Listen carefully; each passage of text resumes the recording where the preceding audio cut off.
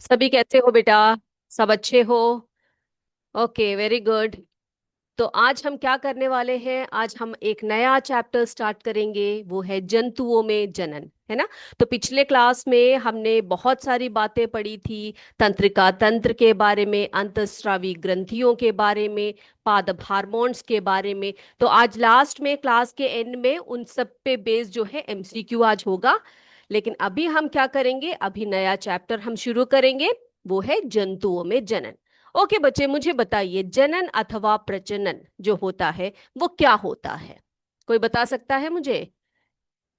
जनन अथवा प्रजनन जो है, ये हम किसको कहते हैं और ये क्यों अनिवार्य है जंतुओं के लिए? सजीवों के लिए क्यों अनिवार्य है? फर्टिलाइजेशन। ओके, फर्टिलाइजेशन जो है इसका एक भाग है। वेरी गुड, यूपीएस जो महिला। अब बताइए बेटा, क्यों जरूरी होता है सजीवों में प्रजनन अथवा जनन की आवश्यकता क्यों पड़ती है? यस, बताएगा कोई? ओके, तो हम बता दें आपको। तो बच्चे, जो सजीवों में प्रजनन होता है वो क्यों होता है? देखो, ये एक स्वाभाविक प्रक्रिया होती है, एक नेचुरल प्रोसेस होता है, जिसमें जो जीव होते हैं, बिल्कुल सही यूपीएस डोमेला ने कहा है, न्यू जनरेशन कहा है उन्होंने। यानी कि एक नए जनरेशन को बनाने का जो कार्य होता है, वो जो जीवों में निहित होता है, उसी को हम प्रजनन कहते हैं, है ना? यानी कि अपनी प्रजाति के अस्तित्व को बनाए रखने के लिए प्रत्येक जीव अपने जैसे जीवों की उत्पत्ति करता है, उसको हम प्रजनन अथवा जनन कहते हैं। तो ये जो प्रजनन अथवा जो जनन होता है, ये दो प्रकार के होते हैं। कौन कौन से प्रकार के जनन होते हैं बच्चे, बताइए? जनन जो है वो दो प्रकार के होते हैं। आपने पढ़ा है ये? जनन कितने प्रकार के होते हैं, इसकी दो विधियां होती है। एक होता है अलैंगिक जनन, एक है अलैंगिक जनन, और दूसरा है लैंगिक जनन। ओके, एक है अलैंगिक जनन, जिसको हम एसेक्सुअल रिप्रोडक्शन बोलते हैं अंग्रेजी में, और दूसरा है लैंगिक जनन, जिसको हम सेक्सुअल रिप्रोडक्शन कहते हैं। ओके बेटा, तो सबसे पहले हम बात करेंगे अलैंगिक जनन की। राइट, चलिए। तो ये अलैंगिक जनन क्या होता है, देखते हैं। अलैंगिक जनन क्या होता है, यानी कि जिसको हम एसेक्सुअल रिप्रोडक्शन कहते हैं, वो क्या होता है? तो देखिए बेटा, एसेक्सुअल रिप्रोडक्शन अथवा अलैंगिक जनन क्या होता है? जब कोई जीव एक ही जनक के शरीर के किसी भाग, कोशिका या किसी विशेष निर्मित संरचना से बन जाता है, तथा इन संरचनाओं में कोई लैंगिक संलयन नहीं होता है, तो उसे अलैंगिक जनन कहते हैं। यानी कि अलैंगिक जनन में क्या होता है बेटा? सिर्फ एक ही जीव होता है, एक ही जनक होता है। वो क्या होता है? उसके शरीर के किसी भाग से या कोशिका से या किसी विशेष निर्मित संरचना से एक नए जीव का की उत्पत्ति होती है। उसी को क्या कहा जाता है बेटा? उसी को अलैंगिक जनन कहा जाता है। और अलैंगिक जनन में क्या नहीं होता? कोई भी किसी भी प्रकार का लैंगिक संलयन नहीं होता है, तो उसी को हम अलैंगिक जनन कहते हैं। जब किसी जीव का जन्म एक ही जनक के शरीर के किसी भाग से होता है, तो उसे हम अलैंगिक जनन कहते हैं। तो बेटा, हमारे किताब में हमें जो है विभिन्न प्रकार के अलैंगिक जनन के बारे में बताया गया है, ठीक है? उसमें से एक है विखंडन अथवा फिशन। तो देखो, विखंडन क्या होता है? एक कोशिकीय जो जीव होते हैं ना, जो छोटे छोटे सूक्ष्म जीव होते हैं, तो ये उनमें पाए जाते हैं। इनमें कोशिका विभाजन द्वारा दो या दो से अधिक कोशिकाओं में ये बट जाते हैं। अब देखो, इसमें आपके पुस्तक में द्विखंडन के बारे में बताया गया है, जिसको हम बाइनरी फिशन कहते हैं। क्या कहते हैं बेटे? इसको हम बाइनरी फिशन कहते हैं, ठीक है? द्विखंडन। तो ये द्विखंडन का अर्थ क्या है? दो भागों में विभाजित होना, है ना? तो द्विखंडन क्या है बेटा? एक कोशिकीय जीवों में होता है, जिनमें जीव क्या करते हैं, एक जीव जो होता है वो दो समान भागों में बट जाता है। द्विखंडन क्या होता है बेटा? एक कोशिकीय जीवों में होता है जिसमें एक जीव जो है वो दो समान भागों में बंट जाता है। देखो अब यहां पर जो है दिखाया गया है अमीबा में द्विखंडन। ठीक है, तो ये अमीबा है, सब इसको देखते ही पहचान गए अमीबा है ना ये। तो अमीबा जो है इसकी आकृति कैसी होती है बेटा? कैसी होती है अमीबा की आकृति? अनियमित होती है ना? कैसी होती है? अनियमित होती है। Very good. तो ये क्या करती है, इसमें क्या होता है ना बेटा, पहले केंद्रक जो होता है वो विभाजित होता है। फिर क्या होता है, देखो एक केंद्रक दो भागों में बट जाते हैं इस तरह से। एक ही जीव है, उसका केंद्रक पहले दो भागों में क्या हो जाता है, बट जाता है ना। फिर क्या होता है देखो, उसके बाद कोशिका द्रव्य भी दो भागों में बट जाता है, और दोनों संतति कोशिकाएं दो नए जीव बनाती है। ये बातें क्लियर हो गई आपको? तो द्विखंडन क्या है देख लिया हमने। अब देखो बच्चे, कुछ जीव जो होते हैं जैसे कि मलेरिया, मलेरिया परजीवी जो होती है जिसको हम प्लाज्मोडियम कहते हैं, है ना, उसमें क्या होता है बेटा, बहुविभाजन होता है। यानी कि एक ही जीव अनेक जो है जीवों को जन्म देता है। यहाँ पे देख सकते हो आप लोग, देखो उसका जो केंद्रक है वो बहुत सारे केंद्रकों में बंट गए हैं ना। द्विखंडन में क्या होता है, एक जीव में दो भागों में बंट जाना। लेकिन बहुविभाजन में क्या होता है बेटा, ये जो प्लाज्मोडियम है ये क्या करता है, इसका जो एक केंद्रक होता है ये बहुत सारे केंद्रकों में बंट जाता है, और ये सभी देखो, ये सभी एक एक नए जीव में बन जाते हैं। ठीक है, अब अगला है मुकुलन। ये मुकुलन क्या होता है बच्चों? मुकुलन क्या है बेटा? ये भी एक प्रकार का अलैंगिक जनन है, मुकुलन। ठीक है, जिसको बडिंग कहा जाता है। और ये किस जीव में पाया जाता है? हाइड्रा में भी होता है, ईस्ट में भी होता है, यानी कि खमीर में भी ये आप देख सकते हैं। Okay, yes, very good. दो मदर सेल बना देते हैं, सीएस पुरी ने कहा, वेरी, दो डॉटर सेल्स बनाते हैं। ठीक है, दो मदर सेल नहीं, दो डॉटर सेल्स में जो है ये बट जाते हैं, यानी कि जो नए बनते हैं ना उनको डॉटर सेल कहा जाता है। Very good. तो मुकुलन है ये, इसको हम बडिंग कहते हैं। अब मुकुलन में क्या होता है बेटा, बहुकोशिकीय सरल जीवों में भी ये होता है, जिसमें जीव में छोटी सी संरचना उभार के रूप में आती है, और इसको क्या कहा जाता है, इसको मुकुल कहा जाता है। जैसे कि आपने अभी हाइड्रा में देखा है ना, हाइड्रा के शरीर में क्या देखा आपने, एक छोटा सा मुकुल बनता है, और वो मुकुल जो है बड़ा होता है और एक नए जीव में ये बदल जाता है। तो मुकुलन जो है हाइड्रा, ईस्ट आदि जीवों में आप देख सकते हैं। अब देखो ये एक नया है, रीजनरेशन, जिसे पुनर्जनन कहते हैं। ये आपने आपकी पुस्तक में नहीं है, लेकिन आपकी अधिक जानकारी के लिए मैं बता रही हूँ बेटा। तो देखो, पूर्ण रूपेण विभेदित जीवों में अपने कायिक भागों से, यानी कि उनके शरीर के किसी भाग में से नए जीव का निर्माण करने की एक क्षमता होती है। और यदि जैसे कि देखो कोई जीव जैसे कट जाता है, टुकड़ों में बट जाता है, हर जीवों में नहीं होता, मैं आपको बताऊंगी कैसे टाइप के जीवों में। तो इसके हर टुकड़े में से एक नया जीव जो है विकसित हो जाता है। अब इसका एग्जाम्पल देखो बच्चे, ये प्लनेरिया। ठीक है, प्लनेरिया क्या है बेटा? प्लनेरिया एक जीव है, इसको आप कितने भी टुकड़े कर लो, ठीक है, जितने टुकड़े आप करोगे उतने टुकड़ों में से क्या बनेंगे बेटा, एक नया जीव बन जाएगा। तो उसको हम क्या कहते हैं बेटे? उसको हम रीजनरेशन अथवा पुनर्जनन कहते हैं। ये किसमें पाया जाता है? प्लनेरिया जैसे जीवों में पाया जाता है। और ये क्या होते हैं, किस प्रकार का लैंगिक जनन है, सॉरी किस प्रकार का जनन है? अलैंगिक जनन का एक उदाहरण है। बहुत बढ़िया। सीएस पुरे से सीमा रावत जी ने बच्चे का चित्र भेजा हुआ है, बच्चों ने जो है हाइड्रा का मुकुलन बनाया है, हाइड्रा में बटिंग। Very good. चलिए, तो प्लनेरिया में आपने देखा क्या होता है, उस उनमें रीजनरेशन होता है। अब खंडन होता है कई जीवों में। खंडन क्या है? जिसे हम फ्रैगमेंटेशन कहते हैं। अब ये कैसे जीवों में होता है बेटा? जैसे कुछ प्रकार के जो कवक होते हैं, शैवाल होते हैं, उनमें होता है। जब पानी, ताप तथा भोजन की अनुकूल परिस्थितियों में ये क्या करते हैं, अपने शरीर का खंडन कर देते हैं, यानी कि उनका शरीर टुकड़ों में बट जाता है और प्रत्येक खंड कोशिका विभाजन द्वारा एक नया तंतु बनाता है। ओके, तो आपने देखा किस प्रकार से अलैंगिक जनन जो है होता है, जिसमें कि एक ही जनक एक ही जनक क्या करता है, नए जीव को जन्म देता है। तो अलैंगिक जनन में सिर्फ एक ही जीव है ना, एक ही जीव अनेक जीवों को जन्म देता है।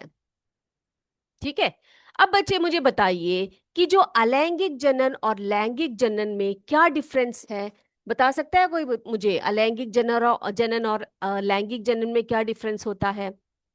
लैंगिक जनन क्या होता है बेटा, उसमें क्या सिर्फ एक ही जीव अपने जो संततियां हैं उनको जन्म देती हैं, देते हैं कि नहीं देते हैं, बताइए। लैंगिक जनन में क्या होता है, बताइए आप लोग, क्या होता है। नहीं, लैंगिक जनन में ऐसा नहीं होता है ना। लैंगिक जनन में क्या होता है, लैंगिक जनन में क्या होना चाहिए, यस, नर और मादा जननांग भाग लेते हैं उसमें, यानी कि उसमें दो जीव चाहिए, एक नर और दूसरा मादा, है ना।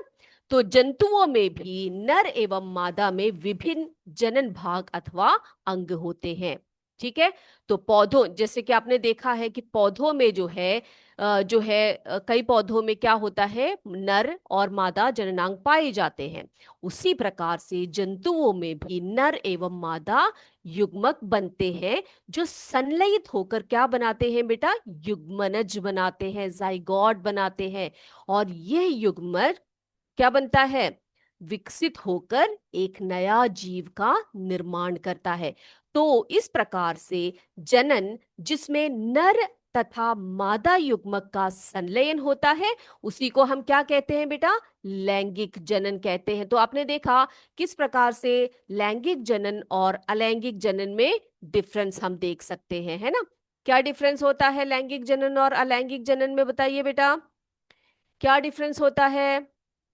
लैंगिक जनन में यस, दो सजीवों की आवश्यकता होती है, नर और मादा की। बल्कि जबकि जो अलैंगिक जनन होता है उसमें सिर्फ एक ही जीव जो है अनेक जीवों को जन्म दे सकता है। बहुत बढ़िया, कॉम्पोजिट विद्यालय कुटुपुर ने कहा है मेल एंड फीमेल, नर एवं मादा। बहुत बढ़िया।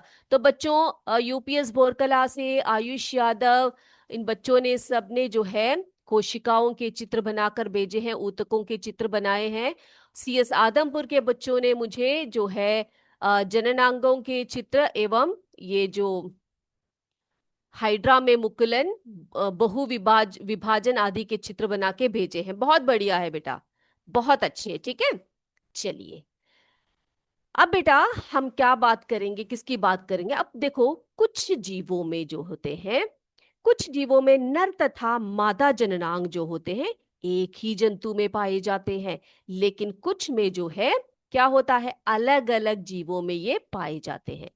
तो हम अभी देखेंगे एक लिंगी जीव तथा द्विलिंगी जीव के बारे में। ठीक है, तो ये एक लिंगी जीव क्या होते हैं, बहुलिंगी जीव क्या होते हैं, देखते हैं बेटा।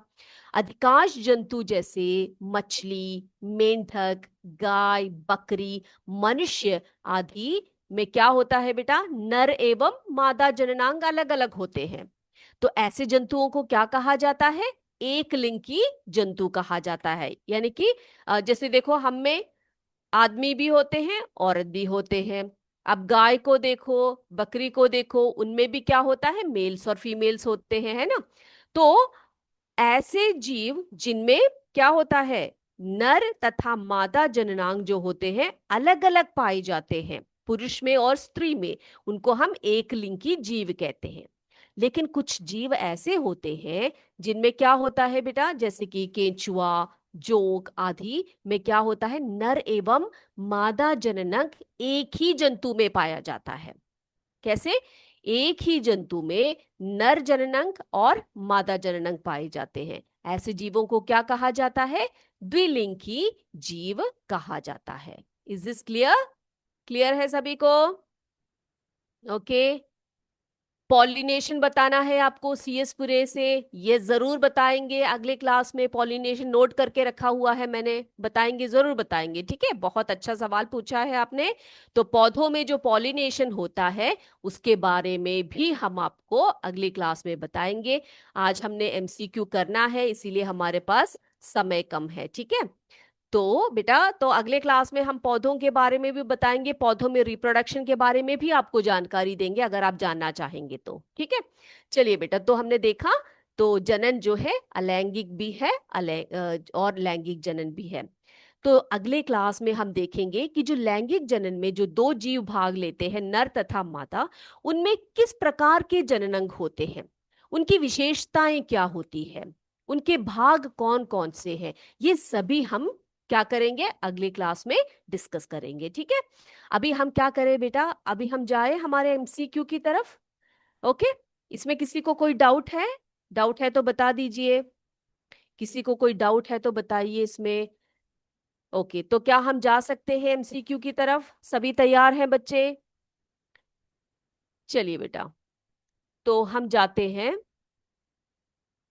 एमसीक्यू की तरफ। ओके, तो पहला प्रश्न क्या है हमारे पास, देखिए। ये जो क्वेश्चंस मैं लेकर आई हूं आज, ये पिछले चैप्टर के क्वेश्चंस है, उससे आपका एमसीक्यू नहीं हुआ है, तो वही प्रश्न लेकर आई हूं। क्वेश्चन देखिए, नंबर 1। आहार नाल में भोजन का खिसकना या रक्त नलिका का प्रसार अथवा संकुचन जैसी जो गतियां होती है, वो किस प्रकार की गतियां हैं? अनैच्छिक गतियां कहलाती है, ऐच्छिक गतियां कहलाती है, उपरोक्त दोनों ही गलत है। तो आहार नाल में भोजन का खिसकना और रक्त नलिका का प्रसार एवं संकुचन जैसी गतियां किस प्रकार की गतियां हैं? अनैच्छिक है, ऐच्छिक है, या उपरोक्त दोनों ही गलत है?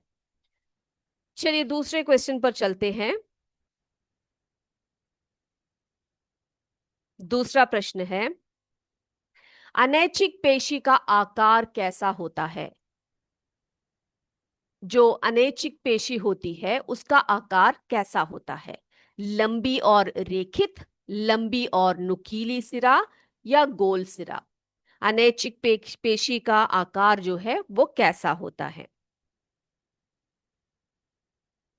चलिए, तीसरा प्रश्न है, विभिन्न प्रकार के उद्दीपनों को शरीर के एक भाग से दूसरे भाग तक पहुंचाने का कार्य डैश करते हैं? तंत्रिका ऊतक, पेशीय ऊतक, एपिथेलियम ऊतक। विभिन्न प्रकार के उद्दीपनों को शरीर के एक भाग से दूसरे भाग तक पहुंचाने का कार्य डैश करते हैं? तंत्रिका ऊतक, पेशीय ऊतक, अथवा एपिथेलियम ऊतक। आगे चलते हैं चौथे प्रश्न पर। तंत्रिका ऊतक किन कोशिकाओं से मिलकर बना है? तंत्रिका ऊतक किन कोशिकाओं से मिलकर बना है? रुधिर कोशिकाएं, पेशी कोशिकाएं, या तंत्रिका कोशिकाएं? तंत्रिका ऊतक पूछा है, किस प्रकार की कोशिकाओं से मिलकर बना है? बहुत बढ़िया। आगे पांचवें प्रश्न पर चलते हैं। न्यूरॉन का मुख्य भाग, ठीक है, न्यूरॉन का जो कोशिका, जो हमारी तंत्रिका कोशिका होती है ना बेटा, उसका मुख्य भाग कौन सा है? कौन सा है? तंत्रिकाक्ष, डेंड्रॉन, तंत्रिका काय? न्यूरॉन या तंत्रिका कोशिका का मुख्य भाग कौन सा है? यह हमारा पांचवा प्रश्न है। चलिए छठवें प्रश्न पर चलते हैं। तंत्रिका काय में एक स्पष्ट डैश होता है। तंत्रिका काय में एक स्पष्ट डैश होता है। केंद्रक, कोशिका भित्ति, हरित लवक। तंत्रिका काय में एक स्पष्ट डैश होता है। केंद्रक, कोशिका भित्ति, या हरित लवक।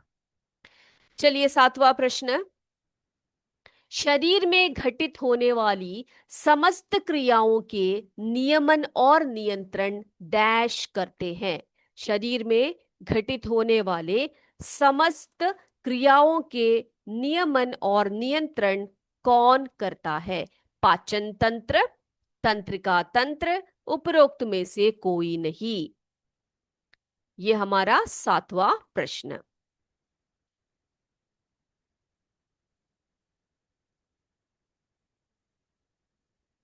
अगला 8वां प्रश्न देखिए। मस्तिष्क एक कोमल और महत्वपूर्ण अंग है जो डैश में सुरक्षित रहता है। रीढ़ की हड्डी के अंदर, कपाल के अंदर, पसलियों के अंदर। मस्तिष्क एक कोमल और महत्वपूर्ण अंग है जो डैश में सुरक्षित रहता है। रीढ़ की हड्डी के अंदर, कपाल के अंदर या पसलियों के अंदर। चलिए 9वां देखिए बेटा। हमारे शरीर की समस्त अनैच्छिक क्रियाओं का नियंत्रण डैश करते हैं। हृदय, मस्तिष्क, रीढ़ रज्जू। पूछा है आपसे अनैच्छिक क्रियाओं का नियंत्रण। ओके, हृदय करता है, मस्तिष्क करता है या रीढ़ रज्जू करता है? लास्ट क्वेश्चन पर चलते हैं। श्वसन और पाचन कैसी क्रियाएं हैं? श्वसन और पाचन कैसी क्रियाएं हैं? ऐच्छिक क्रियाएं, अनैच्छिक क्रियाएं, उपरोक्त में से कोई भी नहीं। यस, श्वसन और पाचन पूछा गया है आपसे। ये किस प्रकार की क्रियाएं हैं? ऐच्छिक है, अनैच्छिक है या कोई नहीं? आई होप सभी ने ये क्वेश्चंस कर लिए हैं बेटा। किसी का कोई क्वेश्चन छूटा तो नहीं है? सबने कर लिए हैं क्वेश्चंस? ओके। देखो हमसे यूट्यूब से भी बहुत सारे साथी जुड़े हुए हैं, वो आंसर्स कर रहे हैं, बहुत बढ़िया। सतीश चंद्रा त्रिपाठी जी, देन अभय यादव जी गोसाईपुर से, रेणु देवी जी यूपीएस फतेहपुर से, कॉम्पोजिट विद्यालय बनिंगादुपुर से, देन अमन त्रिपाठी जी यूपीएस राम सिंहपुर से। बहुत सारे साथी जो है बहुत बढ़िया तरीके से आंसर कर रहे हैं। तो बच्चों हम भी जरा देख लें हमारे आंसर्स क्या है। आप तैयार हो सभी? चलिए बेटा, UPS Ammini, UPS Ghorkala, thank you ma'am, very nice class बोला है यूपीएस डोमेला से। बहुत अच्छा लगा आप सबके फीडबैक पढ़कर। बहुत बहुत शुक्रिया आप सबका। तो आज की क्लास को यहीं पर हम समाप्त करते हैं। अगले क्लास में आपसे फिर मिलेंगे। तब तक जय विद्या शक्ति, जय हिंद, जय भारत। धन्यवाद। Thank you sir.